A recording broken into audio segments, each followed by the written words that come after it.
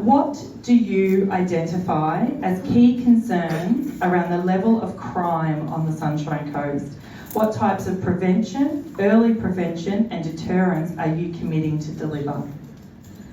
So crime is actually the #1 priority for the LNP for this state election. So I've got some notes here just because we have completed so much work on this and have so many really strong critical policies around it. So since 2015 on the Sunshine Coast, car theft is up 100%. General theft is up 24% and assaults are up 222%. Almost every person in this room would have been a victim of crime or know someone who's a victim of crime, you know, in a big increase in repeat offenders in particular. So the first thing the LNP has committed to doing if we win government this month is to rewrite the Youth Justice Act. Now part of that is a provision in that legislation that says detention is a last resort, and we will remove that this year. Now part of our policies around youth crime is our adult crime, adult time policy, which is really referring to consequences for action. So if you are a 17-year-old and you break into someone's home, their own home, and steal their car, and you know you're fully aware of what you're doing, then you will have the consequences of those of an adult. Now that's not to say that it's all about locking up kids, but a 17-year-old knows that they're doing the wrong thing if they break into someone's home. So we are scaffolding that with gold standard early intervention programs, because we all know that the most effective way is to prevent it from happening in the first place, as well as if a youth offender does enter detention, they will then have a 12-month monitoring, mentoring and rehab program to give them the very best chance of not ending back up in detention. So we're scaffolding early intervention with detention with rehab. What we do know is that the victim's rights are lower under the current system than the rights of the perpetrator, and we absolutely know that what we're doing right now is not working and we need to approach this differently.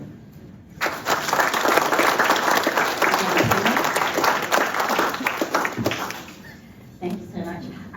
So I would really all commend you to look at yesterday's press club, where Commissioner Hollins from the Australian Health Rights Commission outlined why those plans just do not work and how we need evidence-based approach to youth crime. Currently, Queensland locks up more kids than anywhere else in Australia every night. 90% of those kids reoffend. So you might feel safe while they're in there, but they're going to come out and they're going to be better criminals and they will reoffend. We spent $2.6 billion on expanding youth and adult prisons, and it costs $1 million a year to lock up a child. In contrast, we've got 2 residential drug and alcohol facilities for children, which have 13 beds per night. So when they tell you that they're going to do rehab, they ain't doing it. What we need to do is look at the underlying causes of youth crime, and they're poverty, housing, and lack of safe housing, and a lack of engagement in education and employment. We can't cure this disease if we don't look at the underlying problem.